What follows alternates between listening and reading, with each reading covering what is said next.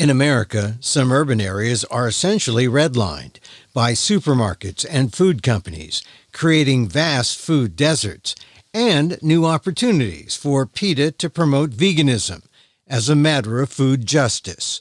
That's next on the PETA Podcast.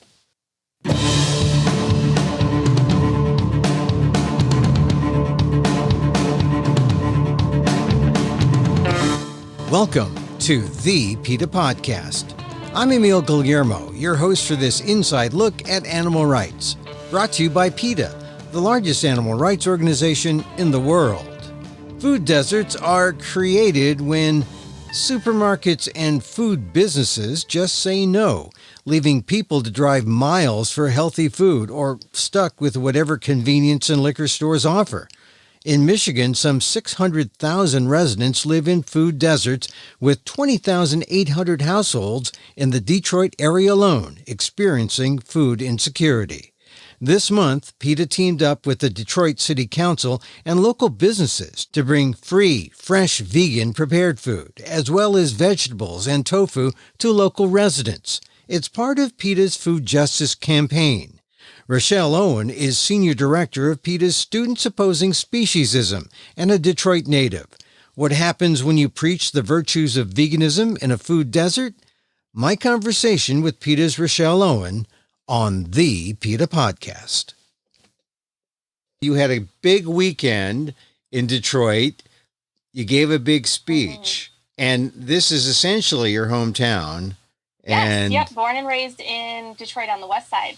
Yeah, and so how did that feel to be back speaking about something that you're really passionate about to your hometown? It felt amazing. I mean, anyone who knows me knows I care so much about Detroit. I'm like borderline obsessed with it. When I didn't live in the city anymore, when I moved to Virginia and then California for PETA, I'd always go back home to Detroit on vacation, and people always wondered why. And of course, the reason I left Detroit was to work for PETA. And growing up in the city really is what inspired me, seeing the struggles of my own family, living in a low-income area, and seeing what happened to animals in my neighborhood, whether it was chained dogs or loose dogs or just cruelty to people and to animals. And it inspired me at a young age to get into social justice. So it felt kind of like full circle, giving something back to the community and bringing the message of the PETA food justice program. I mean, this is an important program because I actually have been to Detroit. Yeah. I visited Detroit. I've been to the urban farms.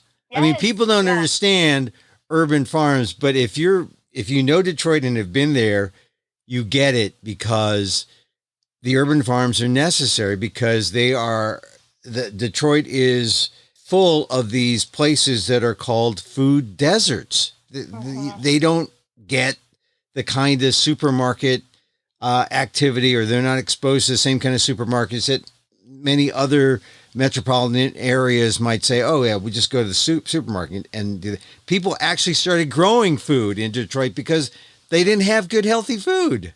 Yeah. Detroiters are, very hardworking, and Detroit's such an underdog that people have to do it themselves. There's really a huge DIY ethic in Detroit to provide for Detroiters. And yeah, over the last decade plus, we've seen so many urban farms pop up, people trying to produce their own healthy food for the community because it isn't offered to them. Yeah, I mean, it's crazy when you think about it that, most people would just have a grocery store or a supermarket they would go to. But in Detroit, you have to drive miles sometimes because most of the time in some areas in Detroit, you'll find liquor store, convenience store type places. They might have a few fruits and vegetables, maybe if you're lucky, but they'll sell tobacco and cigarettes and fast food convenience stuff, right? Yeah. But for healthy food, it was really a revolution that people would start growing vegetables. Imagine that. The amount of food that people grow on their own is great, but it's not enough. They still could use a supermarket. Oh, definitely. Yeah. And there are 19 neighborhoods that the Michigan Department of Agriculture have identified in Detroit that are considered food deserts, which, are communities that have little to no access to healthy or fresh food. And, there were definitely times growing up living in Detroit or Metro Detroit where our closest place to get food was a liquor store, exactly what you said. And I think another huge thing is access. People don't, if you have to drive even a mile, sometimes 2 miles to get fresh groceries and you don't have a vehicle, which is also an issue that millions of people in Detroit face and I faced as a young person, it makes it so inaccessible to you. And, one reason I'm so passionate about this is because growing up, my dad, who was also born and raised in Detroit, we ate meat and the vegetables we ate were canned. We didn't really, fresh produce was really not a thing I remember ever having. And he had diabetes. He suffered with that for years. And then he died of a heart attack at 44 years old. Ooh. So young.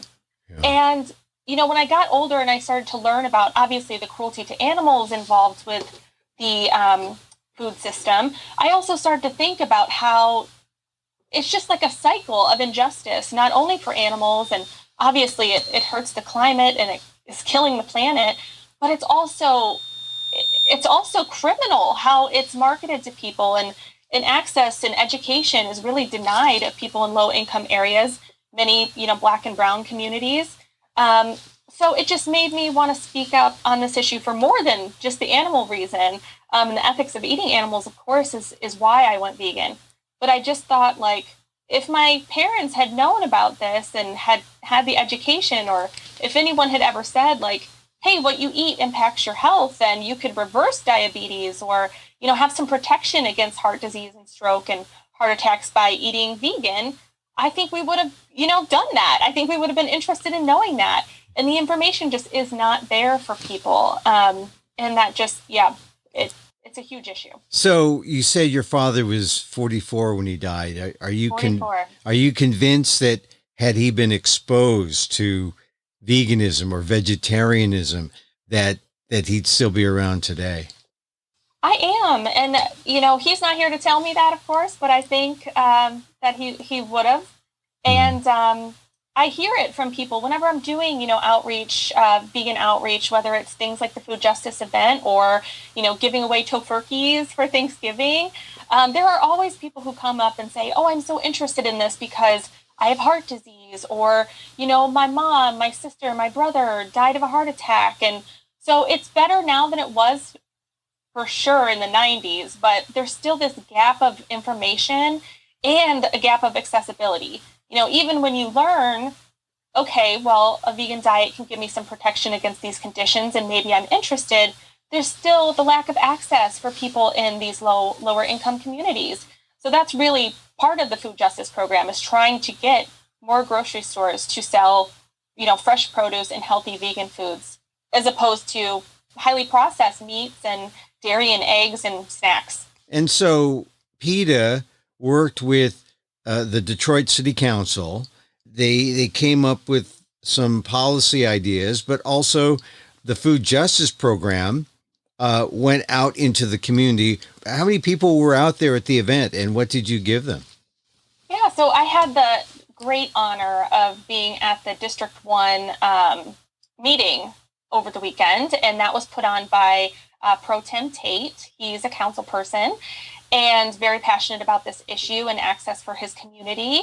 And so I just told them a little bit about the food justice program, and then we gave out bags of fresh produce, some non-perishable items like tofu and soup mix, as well as some information on why people should, consider going vegan and the health benefits to it.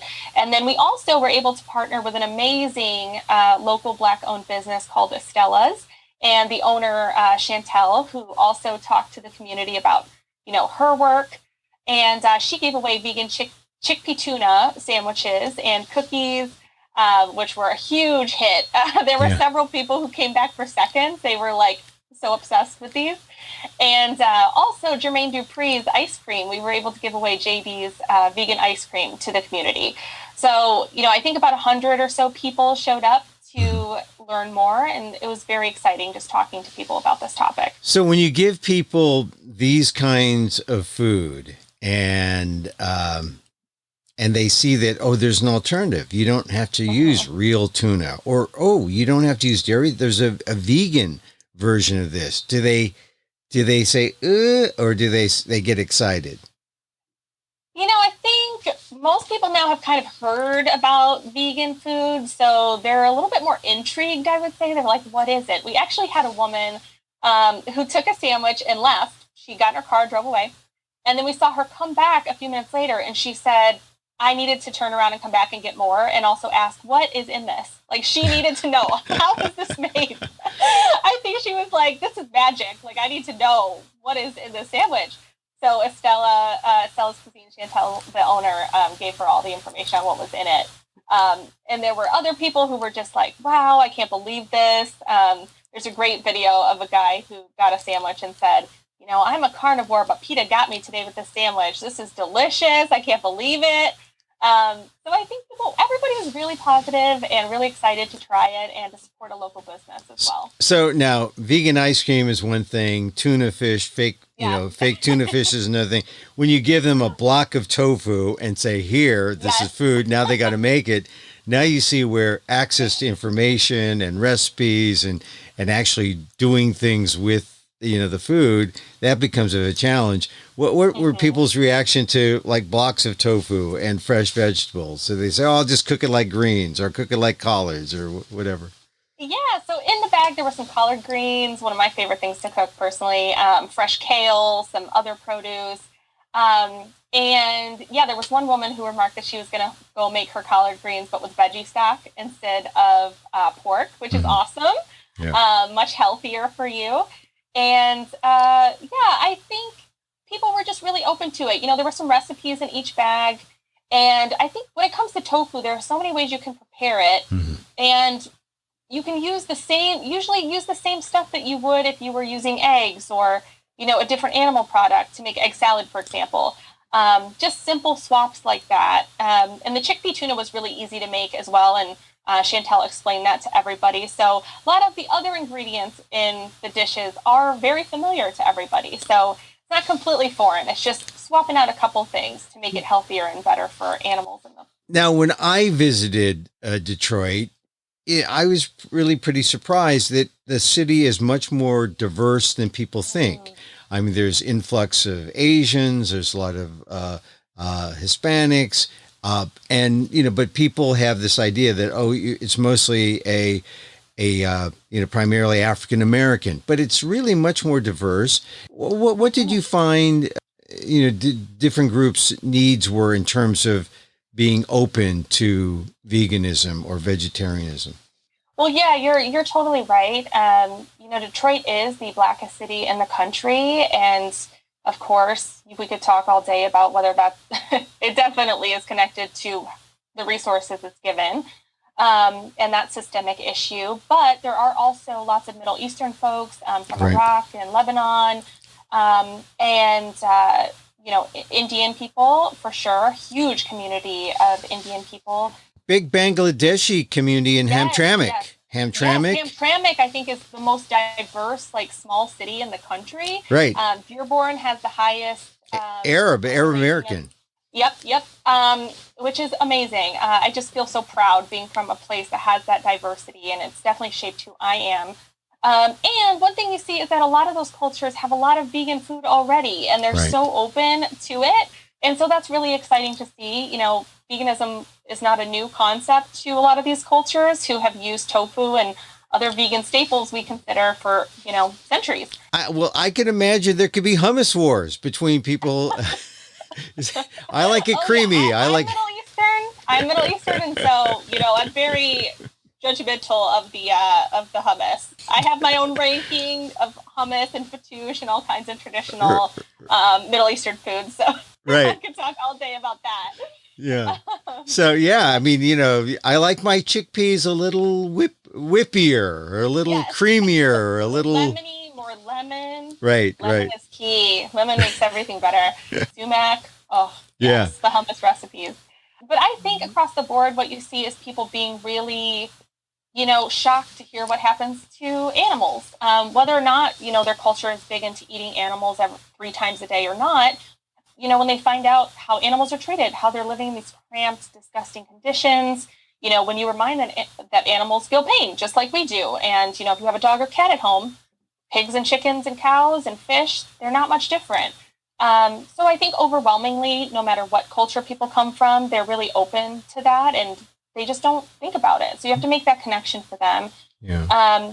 And then, of course, lots of people are starting to wake up to the connection between animal agriculture and the climate catastrophe that we're in. And, of course, the health issues, like what we're talking about.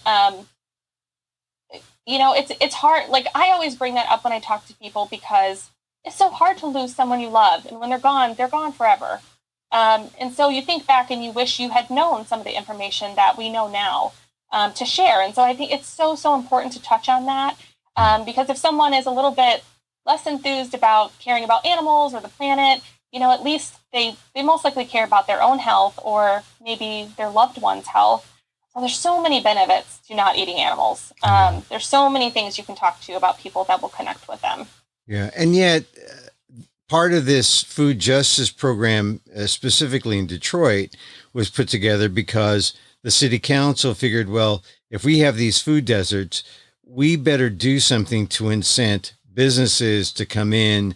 So what is the policy plan that the city council has that they want to see happen to get better food choices to the community? Yeah, well, the food justice event, with Pro Tem Tate over the weekend was really focused on mostly the educational element. I talked to people about encouraging their local grocery stores to sell more vegan foods and fresh produce. I talked to one man about encouraging some local food banks to carry more of that kind of thing. Some food banks that he and our families had both gone to when we were younger. So it's a little bit of a lot of things. This is definitely a systemic issue. So each individual encouraging their local grocery store to carry more vegan products is important. And then on the, legislative end, we're urging people to write to their state reps and encourage them to give an incentive to grocery stores and liquor stores, even anybody that sells food, to start to carry more vegan and fresh produce and healthier foods.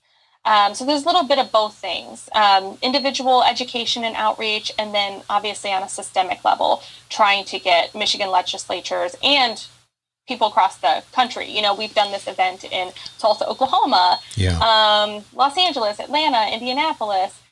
So trying to get these places that really have a lot of food deserts to take action. So, yeah. I wanted to mention that food deserts are not a phenomenon that, are unique to Detroit. They're all over the nation. And it just happens when you deal with a meat and potatoes culture and then you mix in a little poverty and little systemic racism. You can see how it gets worse in some areas than in others, but food deserts exist and a lot of it is class, right? Supermarkets don't want to put in a place that they can't support a thriving or a big name chain that has lots of food. So it really becomes an issue, not just in Detroit, but all over the country. And so you mentioned doing it in other places, and you have gone and spoken, but this is special because it's your hometown. But when you go to a place like in Oklahoma, really the message is the same, right? Oh, yeah. And there are lots of, local groups doing great work in those areas in Tulsa, Oklahoma, for sure. And so I think this issue, people are starting to realize that this is such an injustice to basically ignore these communities and assume that they don't want these kinds of resources too. I think that's something that happened in Detroit several years ago. There was, a grocery store opening up and people were like, this grocery store, this isn't what we, people of Detroit need. But, they sell a lot of organic produce and a lot of fresh produce. And so it's like, let people decide, don't just assume that people in Detroit don't want these things. Hopefully the whole country, every single person is waking up to the injustice against animals that's happening, systemic racism for sure, and classism. and trying to think differently about what resources are given and, what they deserve. People everywhere deserve to have access to healthy, fresh food, and not just fast food and processed meats and animal products, and to the education about why those things are important, no matter where they live, no matter what their zip code is. Yeah. Tell me, when you were there in Detroit over the weekend, what did you hear from some people? Certainly they asked you questions like, I'm sure you probably heard someone say, well, I heard meat was okay, that meat was healthy as long as you don't eat too much of it, that meat was okay, right? And what do you tell them? Yeah, well, there was some of that, and people saying, "Well, I eat meat because I've grown up eating meat." And it's like, okay, well, I definitely grew up eating meat too. I had, no one educated my family on any of these issues. So of course, I grew up thinking eating meat was okay, and then I had to, find out for myself. I had to do a lot of research myself when I was a teenager to figure out where meat came from, and finding out that it was cruel to animals and unhealthy for us. It just was a light bulb moment for me. So that's kind of what I hope to do in my work, is be that light bulb moment. Just, okay, well, I've learned something and I'm going to take this and kind of change my habits. And, and also some folks, are really concerned with the cost of vegan food. They think it must be much more expensive. And of course, the issue of food prices right now is one that we're all facing. Everything is more expensive. But, reminding people that a lot of really basic foods that can be made healthier if you choose the vegan option are really affordable. Fresh veggies, sauteing them up with just the basic spices and soy sauce and things like that, or pasta, obviously things like salads and stir fries. You can just change the ingredients that you put in, and, it won't be much more expensive. It might even be cheaper. Obviously, a lot of vegan things you can buy in bulk, like lentils and rice and beans. And make delicious meals with. So I talked to some of the folks in the community about that as well, and reminded them that, the reason why a lot of milk and eggs and meat are cheaper is because of the subsidies and the way the government props up these industries. So we're fighting against the system for sure.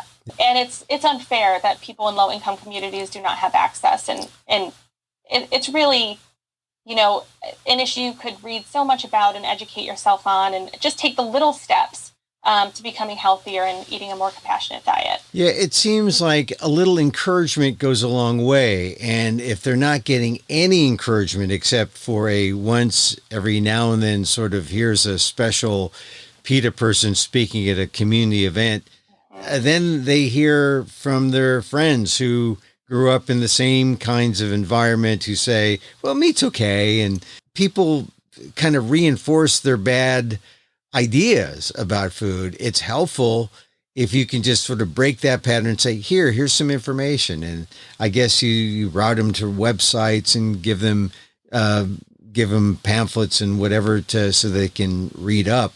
Did they ask you anything about like the sustainability of a vegan diet and how that helps, not just their own health, but it can help the nation, it can help the world? I think a lot of the conversations we had were focused on, kind of day to day, like what can I do to make this change, and how much will it cost me, and how will it impact my family? But of course, there's so many reasons to make this change. And I think for me, and I think a lot of people, there may be like kind of a gateway issue. You think about your health, maybe you lose someone to heart disease or a heart attack, or you see a news article about the link between animal agriculture and, rising oceans and wildfires. Or, I think what a lot of people think of is what happens to animals. That is what inspires me, because no matter if you eat meat once a week or 10 times a week, it's an animal had to face a violent, bloody, horrible death for 5 minutes of our satisfaction for a product that is always going to be not something that we should be eating, and also terrible for the environment. So I think maybe, this event and this issue could be just, the starter for people to start to learn a little bit more and become intrigued by it. And a lot of what we do, I feel like, is kind of like breaking those misconceptions that people have. Oh, well, vegan food can't be delicious. Well, here comes Chantel with her amazing chickpea tuna wraps. And so she's dispelling that myth. And so people are like, oh, well, how much does it cost? And what's this ice cream that I'm getting? How do you make ice cream without milk? And so they start to ask a lot of those questions, and we have the, good fortune to be able to answer. So I look at it as kind of like the gateway issue, the gateway, the first step to learn more. And then once you get them through, now you have to make sure that they have access to all the things they need to make the food and prepare the food and information to keep them going in the right direction. I guess that is also a problem in a food desert. Yeah, and I think some parts of Detroit are, coming around. There's, an Aldi that wasn't too far from where we did this food justice event. And they have their own line of vegan food, really affordable and delicious. They have fresh produce there. So hopefully that's, accessible to some folks. And then there are also lots of vegan businesses popping up in the Detroit area for people to kind of explore a little bit more. So I hope it's getting better as far as access. Surely we're working towards that too, and encouraging people to write to their reps and to talk to their community members, the business owners in their community, about having more vegan food and affordable food and fresh produce and things like that. Yeah, you mentioned something earlier. Everyone is really concerned about rising prices and inflation. And that often is a concern about vegan food, that, maybe you're going to have to pay more for all this special food, but nothing special about rice and beans. And that's about as basic and vegan as it gets. And it can actually probably save you from inflation. I always tell, look at all the foods that are going up in terms of inflationary costs.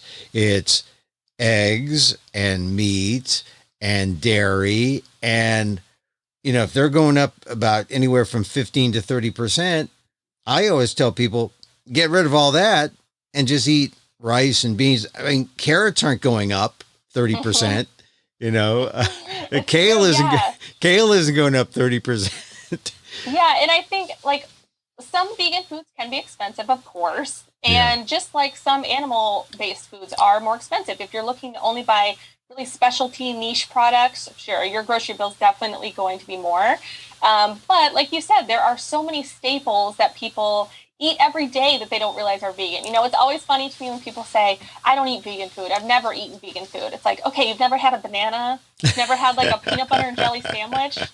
Like pasta with marinara? You've never had that? So people just don't realize you can definitely eat vegan on a budget. And when I first went vegan, I was using my mom's food stamp card. That's how I was eating vegan food. I was figuring it out. And when I moved out, I had a job that didn't pay very much, a part-time job, and I still made it work.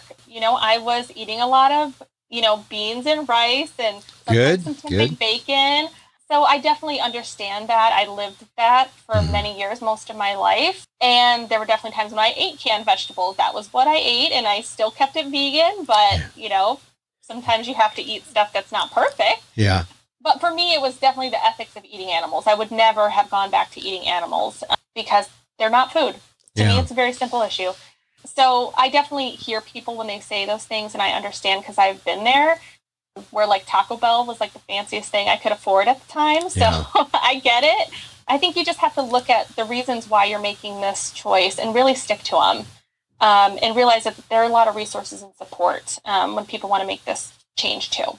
And then I'm sure, like you said, you mentioned the animals, and that is an emotional thing. I mean, people understand, they get it, that the animals who died for your steak, that was a part of an animal that didn't have to die. And then when they did die, who knows how cruel, the process was in order to put that food on your plate. And there certainly are alternatives. Yeah, I mean, most people say they love animals, many people have, companion dogs or cats who they love. And that was surely for me one of my turning points. I thought, when I watched my first video of animals being killed for food, I thought, I have a dog. He's like my brother. I was an only child. I would never do anything to hurt him. And so every time I open my wallet or use my mom's card, I'm paying for someone else to do that. If I'm purchasing meat, dairy, eggs, it was just horrifying to me. I, looked at myself as like a kind person, and I wanted my actions to line up as much as they could with how I felt. And so I think that is a big one. People just don't know how animals are treated and killed for food, and people don't look at them as living sentient beings. So that's definitely a huge issue, and I think that's the one that drives most people to stick with being vegan. When they look at their bank account and they think, okay, I have this much money for food. If they also, consider the other ethical issues, I think they're more likely to purchase vegan food. So that's definitely another thing, educating people that there is an alternative. There are options that don't cause suffering. Yeah. So you are going to do more of these events as part of the food justice program. But tell me, what do you think? You want to venture a guess about the conversion rate of say there were 100 people that you touched and, talked to. Do you think you got, some converts in there? Yeah, I think I try to be an optimist about it. So I think 100% of the people who I talk to are going to think a little bit differently about their food choices, just by and I think that's why these events are so important and why individual people and activists should do this kind of outreach to these communities.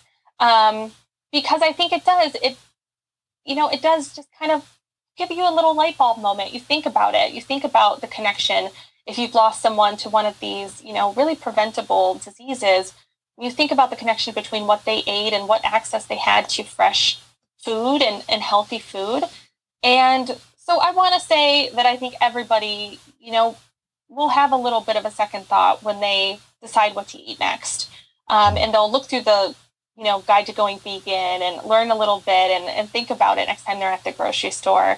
So I'm positive about it. I think this is, I think everybody should do it. And even if it's just simple steps, I realize, a lot of these folks don't have access to, healthy, fresh produce and food. So I think just taking it one step at a time and learning more and doing what they can to lead a more compassionate life and also a healthy life for themselves is important. Yeah. Well, I'm sure that the thought of your father, that helps drive your motivation. How long ago was it that he passed away? I was about 12, so it was 1999. Wow. Yeah. So, and so it's a while now, but still, it must be painful to know that maybe the heart disease could have been prevented with definitely the diet. Yeah. And so I just encourage people to think about, the choices they make and how they affect their loved ones, whether it's a parent or a child. It's kind of like, it reminds me when I was younger, I really wanted my mom to stop smoking. I was like, please stop smoking all the time. And now I look and I wish if I had known everything I know now, I would have told my dad, hey, let's, eat some more vegetables and fruits and maybe not, eat meat 3 times a day. Or, ride our bikes to Burger King and get, Whoppers, every other day. So it's just like that. I think at some point people will look back at eating meat and think like, that was so unhealthy. And, we could have done it another way. And unfortunate how many people have been lost to diseases that are preventable. Yeah. Well, you have made an impact in Detroit when they start making Detroit pizza with vegan cheese. Oh, yeah. Yeah. And a lot of folks are. They are? Every pizzeria, indie pizzeria in Detroit. Oh, yeah. They make the Detroit style. There's some amazing vegan pizza in Detroit. Pie Sci, I'll give a shout out to them. The best. But yeah, that's not hard to find here in Detroit, vegan cheese. I know. Well, Detroit pizza, that's a thing. Yeah. Detroit pizza is a thing. It's all over the place now. It's all over the country now, Detroit pizza. Detroit style. But if you're going to have Detroit style, you better have it vegan style. Yes, for sure. All right, Rachelle, Owen, thank you very much for being part of the PETA Podcast. Thank you so much.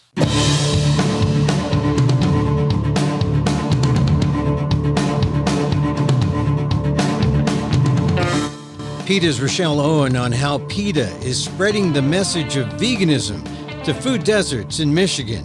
In America, wherever you are, text JUSTICE, JUSTICE, to 73822. to tell your legislators to redirect meat, eggs, and dairy industry subsidies toward incentives for grocers in food deserts to bring fresh fruits, vegetables, and other healthy, humane, vegan foods. Go to links in our show notes for more information and visit us at PETA.org.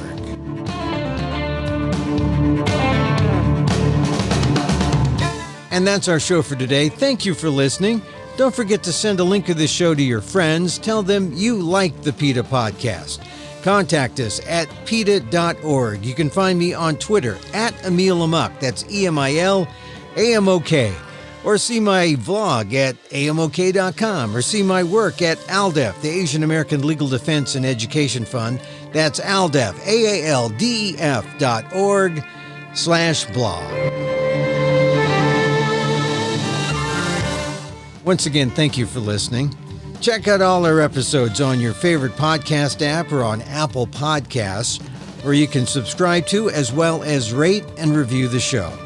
It helps get the word out about the issues you care about. Our music is provided by Carbon Works. Check them out on YouTube. And join us again next time for more insight into animal rights and the fight for a cruelty-free world on the PETA Podcast. I'm Emil Guillermo.